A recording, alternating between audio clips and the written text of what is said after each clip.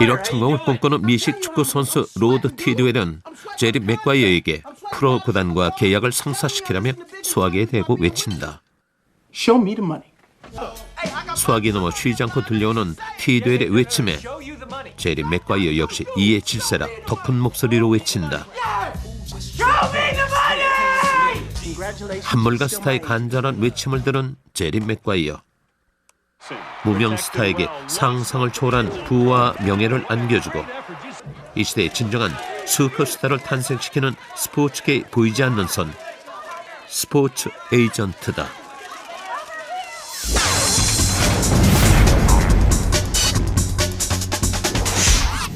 동갑내기 친구이자 강력한 라이벌 추신수와 이대호. 야구 인생의 절정기를 맞은 두 선수지만 연봉 조정 협상에선 희비가 갈렸다.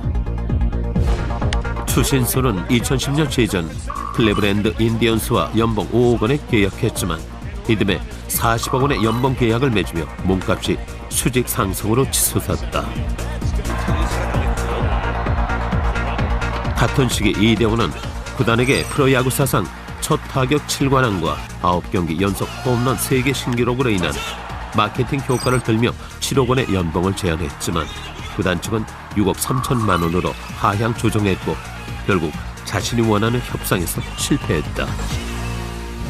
추신수와 이대호의 연봉 협상에서 성공과 실패를 가른 결정적인 무기는 바로 에이전트였다. 추신수는 거물급 에이전트 스캇 보라스를 앞세워 구단과 협상을 벌였지만 이대호는 자신이 직접 구단과 협상을 한 것이다. 스포츠가 인종과 국경을 초월해 거대 시장을 형성하고 각종 이벤트가 개최되면서 최고의 상품으로 자리 잡자 스포츠 에이전트의 역할 역시 매우 전문화됐다. 법률 전문가이면서 뛰어난 협상 기술을 보유하고 선수의 상품 가치를 최대한 끌어올려 구단과 기업들과의 협상에서 선수들의 수익을 보장하며 스폰서십, 광고, 방송 활동 등으로 선수의 부가가치를 만들고 이를 시스템화해 하나의 브랜드로 탄생시킨다. 운동에만 전념해야 하는 선수에게 자신의 가치를 찾아내고 이를 대변해주는 스포츠 에이전트는 천사의 입으로 불리지만 반대로 구단들에겐 선수 몸값에 잔뜩 거품을 끼워 넣는 악마의 입으로 불린다. 하지만 이들이 없었다면 오늘날 전 세계가 열광하는 스포츠 선수는 탄생하지 않았을 것이다.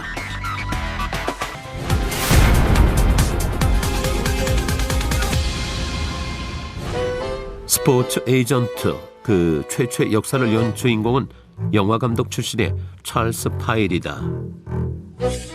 1900년대부터 윈블던 테니스 대회 단식 챔피언이었던 수잔 랭글랜 등 몇몇 스포츠 선수들을 에이전트하기 시작한 찰스 파일은 1925년 풋볼계의 전설적인 스타 해럴드 그랜지를 시카고 베어스 팀과 한 경기당 $3,000를 받는 파격적인 조건의 연봉 계약을 성사시키며 이름을 알리기 시작했다.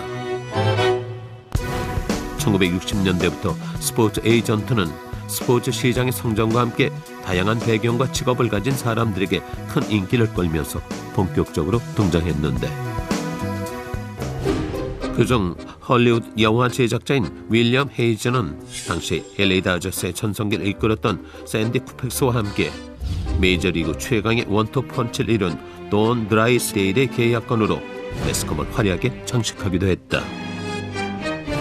당시 윌리엄 헤이즈는 구단 측에게 최고 연봉을 받는 선수였던 메이스보다 $42,000 많은 $167,000씩 샌디 쿠펙스와 돈 드라이스데일에게 3년간 지급할 수 없다면 계약을 거부하겠다고 폭탄 선언을 했다.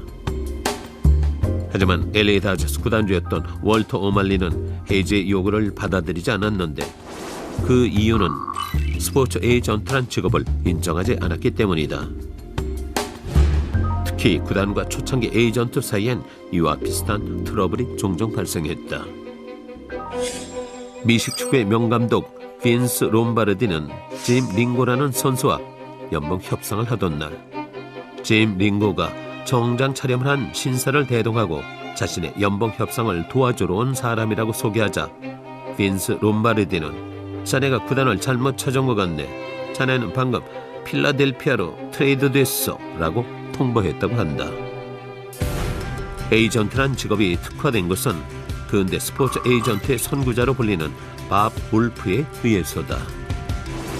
보스턴 대학 법대를 졸업한 후 변호사로 활동한 밥 울프는 1964년 보스턴 레드삭스의 인기 투수였던 얼 윌슨의 인더스먼트 계약을 체결하면서 에이전트로 활동하기 시작했고 1966년 윌슨의 연봉 계약을 선수를 대변에 성사시킨 최초의 변호사가 됐다. 그 후 밥 울프는 신뢰를 바탕으로 한 협상 능력을 인정받으며 레디 버드, 톰 글래빈, 조 몬테나 등 유명 스포츠 선수들을 고객으로 만들었고 1976년엔 한 해에만 2천여 건의 선수 계약을 성사시키며 에이전트가 비즈니스로서의 기반을 구축하는 데 크게 기여했다. 무엇보다 밥 울프의 업적은 레디 버드 룰을 만들어 선수들의 연봉 계약과 관련한 협상 룰을 바꿔놓았다는 점이다. 당시 프로 구단들은 우수한 선수 확보를 위해 연봉을 높게 책정함에 따라 구단의 경영이 악화되자 구단별 소속 선수의 연봉 합계가 일정액을 초과할 수 없도록 규제하는 제도인 셀러리 캡을 실시하고 있었다. 이에 미국 프로농구 보스턴 셀틱스는 레디 버드 선수와 재계약을 할 처지에 놓였지만 셀러리 캡 적용을 받아 재계약에 차질이 생기게 되자 구단은 밥 울프의 도움으로 자유계약 선수가 이전 소속팀과 재계약할 경우 셀러리 캡 적용을 받지 않도록 건의했고 연맹은 예외를 인정하는 레디 버드 룰을 규정하면서 레디 버드는 보스턴 셀틱스와 성공적인 재계약을 할 수 있었다.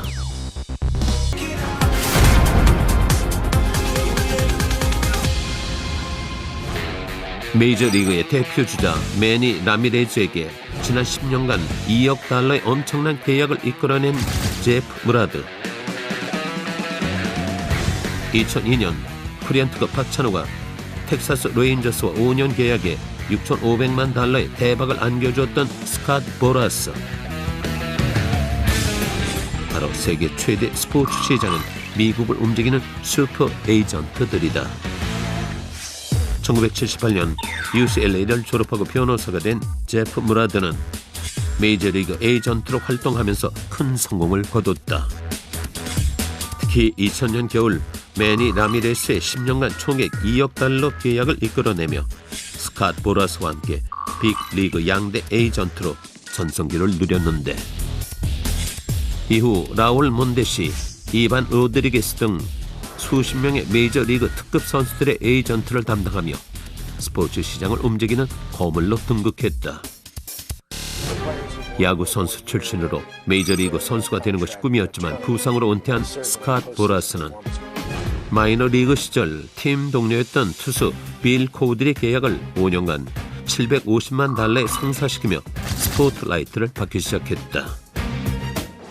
그 후 매년 스토브리그의 초대형 계약에는 어김없이 스캇 보라스의 이름이 등장했는데 1998년 케빈 브라운이 LA 다저스와 계약한 1억 달러를 비롯해 투수 베리 지토와 샌프란시스코 자이언츠 사이에 맺은 1억 2,600만 달러 등 역대 메이저리그 최고액의 계약을 이루며 지금까지 30억 달러가 넘는 계약을 성사시켰고 그중 1억 달러 이상의 수익을 챙겼다. 수많은 슈퍼스타들을 건드리며 미국 에이전트에서 가장 강력한 라이벌인 동시에 엄청난 영향력을 지닌 제프 무라드와 스캇 보라스. 하지만 두 사람의 협상 스타일은 매우 대조적이다. 제프 무라드는 삼진 잡는 마무리 투수 김병현을 325만 달러 계약에 성사시키며 국내에 알려졌는데 비슷한 금액의 계약을 이끌어내면서도 인간적인 면모를 중시해 메이저리그 구단은 물론 매스컴으로부터 호평을 받는 반면 스캇 보라스는 선수의 상품성을 극대화시키는 교묘한 협상술로 연봉의 최대치를 이끌어내는 스타일이다.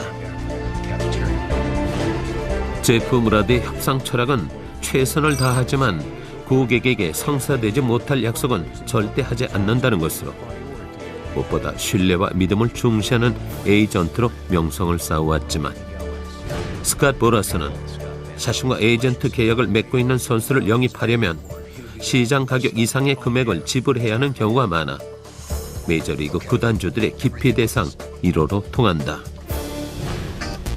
한 미국 주간지는 스캇 보라스를 지난 30년 동안 비야구인으로 메이저리그에 가장 영향력을 행사한 인물로 묘사했지만 그 뒤엔 악마, 야구의 진짜 커미셔너란 닉네임이 꼬리표처럼 따라다닌다. 또 선수와 빅딜을 달성하기만 하면 그의 관심은 다른 고객의 초대형 계약에만 관심을 돌리는 바람에 선수 관리에는 소홀하다는 비난도 함께 받고 있다. 한 예로 뉴욕 양키스의 일루수 마크 테세이라의 경우를 들 수 있는데 스캇 보라스는 마크 테세이라에게 2016년까지 총 1억 8천만 달러 안겨준 은인으로 떠올랐지만 2011년부터 테세이라는 보라스와 결별 상태로 유지했고 1년 후 다른 에이전트 케이시 클로즈와 손을 잡았다. 이에 메이저리그 관계자들은 에이전트의 임무가 선수의 모든 걸 총괄하는 대리인이란 의미에서 스캇 보라스는 0점에 가깝고 이로 인한 문제가 결국 테세이라와의 계약을 파기한 것이라고 추측하기도 했다. 사실 스캇 보라스의 과거 고객이었던 베리 본즈, 게리 셰필드, 케빈 브라운, 케니 로저스 등은 그와 헤어질 때 온갖 악담을 퍼부어대며 갈라서기도 했다. 하지만 탐욕의 화신이란 비난을 받으면서도 현재 스캇 보라스의 소속 메이저리그 선수는 170여 명에 이르며 여전히 메이저리그 독주 시대를 이어가고 있는데 그 이유는 타의 추종을 불허하는 탁월한 협상 능력에 있다.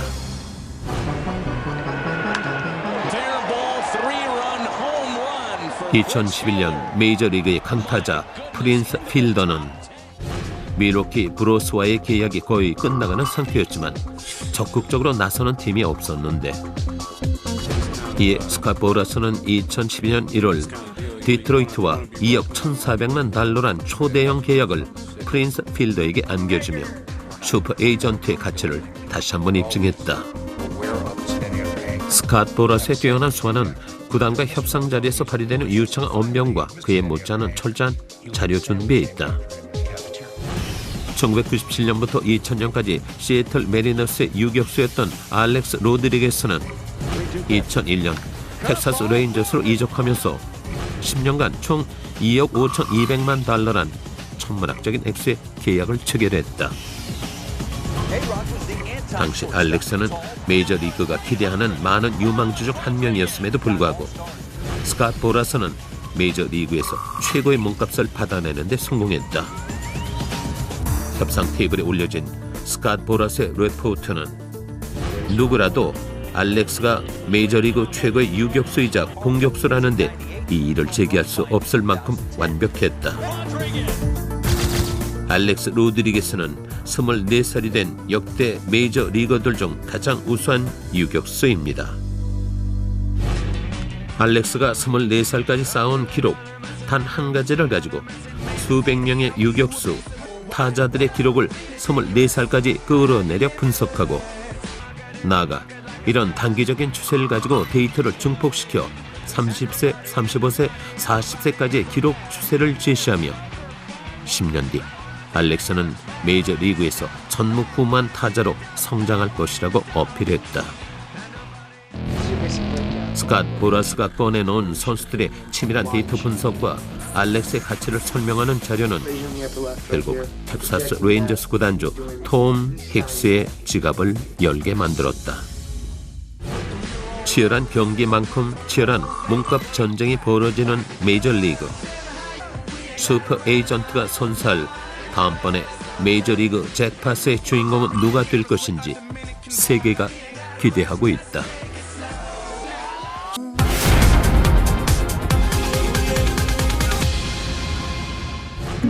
(1960년) 프로골프 선수를 꿈꿨지만 싱글벽을 넘지 못하고 절망에 빠진 무명 골퍼.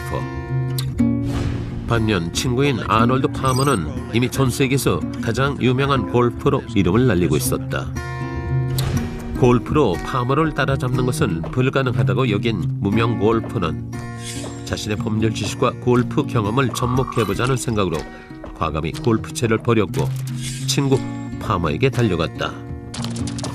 그리고 파머에게 골프에만 전념할 수 있도록 모든 지원을 해줄 것을 약속하고 골프에만 집중하라는 말을 남겼는데, 예일대에서 법학을 공부한 뒤 변호사로 활동하면서도 골프 생각에만 빠져있던 골프강 마크 맥코맥은 스포츠와 TV를 결합하면 엄청난 돈을 벌 수 있겠다는 생각을 가지고 32살 나이에 단돈 $500로 스포츠 마케팅 회사 아이사를 설립했다. 당시 골프는 상류층만을 위한 친목 스포츠였을 뿐 통일된 경기 방식이나 토너먼트와 같은 흥미있는 경기 방식은 따로 정해져 있지 않았다. 하지만 맥코맥은 골프 자체가 갖고 있는 대중 스포츠로서의 오락성과 골프 인구의 증가, 대기업들의 투자 가능성에 주목했다. 우선 그는 아이사의 첫 번째 고객으로 아놀드 파머와 전속 계약을 맺으며 2년 만에 연소득 $60,000에서 $500,000로 올리는 놀라운 성과를 이뤄내며 스포츠 비즈니스의 창시자로 경쟁자 없는 무풍지대를 질주한다. 파머의 도움으로 게리 플레이어, 잭 니클라우스 등 두각을 나타내기 시작한 골퍼들을 자사에 대거 전속시켰고, 대중의 흥미를 끌만한 새로운 경기 방식을 개발함과 동시에 스포츠 용품 브랜드 및 많은 기업들과 협상을 벌여 각종 골프 대회를 추진해 나갔다.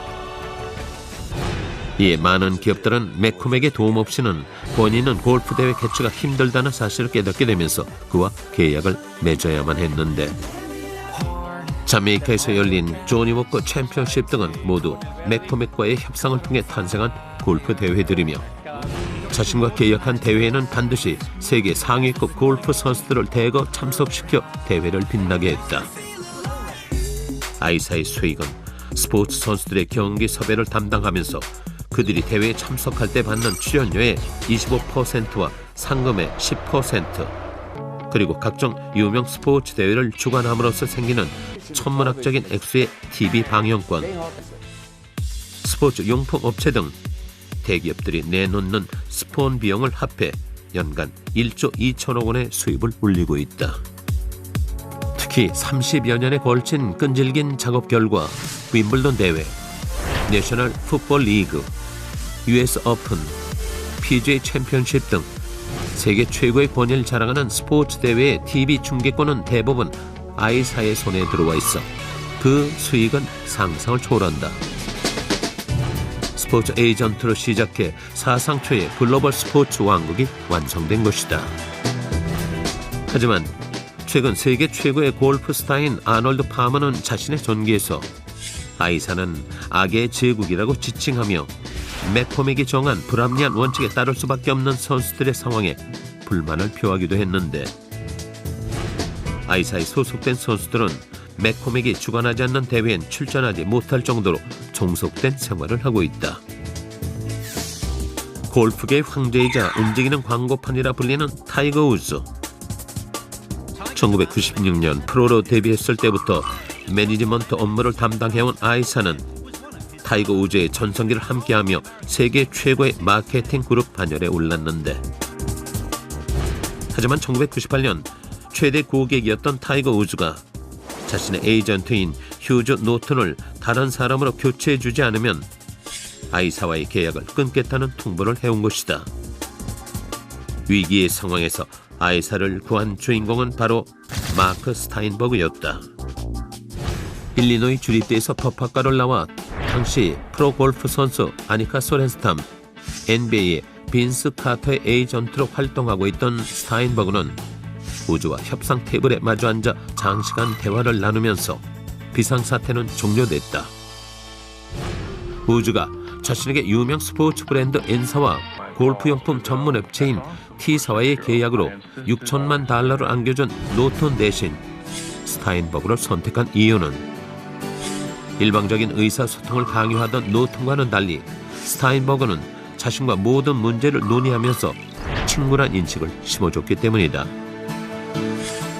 스타인버그는 에이전트의 기본 업무인 일정 조정과 연봉 협상의 차원을 넘어 고객을 스포츠 비즈니스 재벌로 만들어준 CEO형 에이전트로 평가받고 있는데, 자선단체 참가부터 광고 섭외까지 일주일에 수백 건의 제안이 들어오는 상황에서 철저한 포트폴리오 전략으로 우주에게 엄청난 수익뿐 아니라 이미지까지도 극대화할 수 있는 것을 선별해 진행해왔다.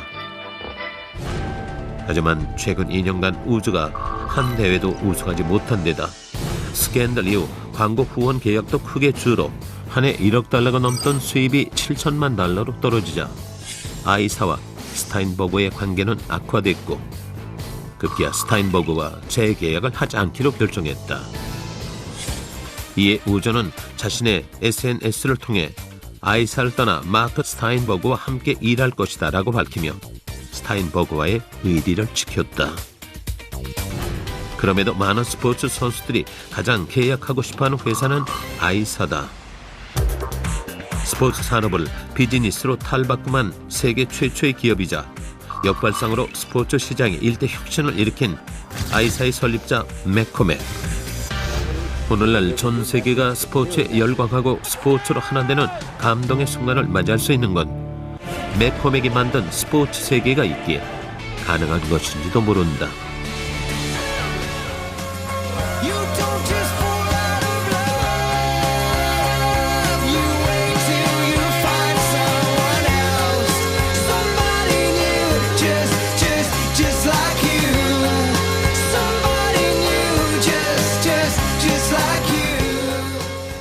I'm the guy you don't usually see. I'm the one behind the scenes. I'm the sports agent. Wayne, I'm gonna hurt you this year. 최고의 스타, 최고의 브랜드가 되기 위해선 치열한 과정을 거쳐야만 한다. 무명의 선수가 스포츠 스타가 되고 평범한 선수가 슈퍼스타가 되는 모든 과정엔 선수의 실력과 미래를 증명하고 설득하는 숨은 조력자, 스포츠 에이전트가 있다.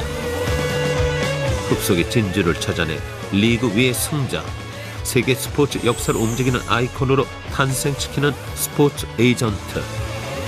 지금 이 순간에도 스포츠 에이전트는 세계를 열광시킬 제2의 타이거 우즈를 찾고 있다.